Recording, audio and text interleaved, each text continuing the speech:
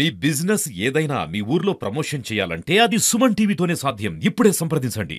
గత దశాబ్ద కాలం ఏ అధికారాన్ని అంటుపెట్టుకొని దౌర్జన్యాలతోని సామాన్య ప్రజానికపై కాంగ్రెస్ పార్టీ కార్యకర్తలపై రాష్ట్రానికి పాల్పడ్డారు.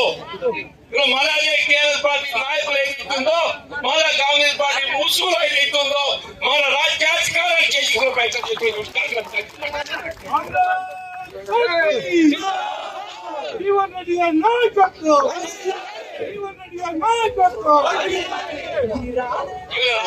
కాంగ్రెస్ పార్టీ అధికారం ఇది కేవలం కాంగ్రెస్ పార్టీ కార్యకర్తల శ్రమ ఫలితం.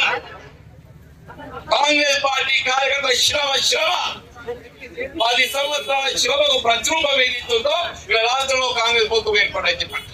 ముఖ్యమంత్రి రేవంత్ రెడ్డి గారు ప్రభుత్వంతో కలిసి పనిచేయాలన్నారు. మేము కలిసి పనిచేస్తాం, ఎందుకంటే ప్రభుత్వం పటిష్టంగా ఉండాలి అని చెప్పి ఆలోచనతో వారు నియోజకవర్గ అభివృద్ధి కావాలని చెప్పి మేము ఆలోచించాం. నేను ఈరోజు జీవన్రెడ్డి గారిని సూటి ఒకటే ప్రశ్నిస్తా ఉన్నాను. అసెంబ్లీ ఎలక్షన్లో మిమ్మల్ని మా నాయకులు ప్రజలు ఓడగొట్టిన తర్వాత మళ్ళీ కాంగ్రెస్ పార్టీ మీకు ఎంపీ టికెట్ ఇచ్చినప్పుడు ఎంతమంది బీఆర్ఎస్ నాయకులను మీరు కండవ కప్పి చేర్చుకోలేదండి? అంటే మీరు కండవ కప్పి పార్టీలో చేర్చుకున్నప్పుడు మీకు ఇవన్నీ జ్ఞాపకం రాలేదా? పాత కాంగ్రెస్ నాయకులు మా నారాయణ రెడ్డి అనేనో ఇట్లాంటి వాళ్ళందరూ పాత వాళ్ళు ఉన్నారు, మరి వాళ్ళకి ఇబ్బంది అవుతుందని చెప్పి ఆలోచన రాలేదా? 2 ఎంపీపీలను చేసుకున్నారు, మున్సిపల్ చైర్మన్ చేసుకున్నారు, దాదాపు 20 మంది పైన సర్పంచులు మీకు వ్యతిరేకంగా పనిచేసి నాకు పనిచేసిన వాళ్ళని మీరు మీ ఎంపీ ఎలక్షన్లు అప్పుడు చేర్చుకున్నారు. పిఎస్సిఎస్ చైర్మన్లను చేర్చుకున్నారు, డైరెక్టర్లను చేర్చుకున్నారు, ఎంతోమంది వివిధ కుల సంఘాల పెద్దలు చేర్చుకున్నారు.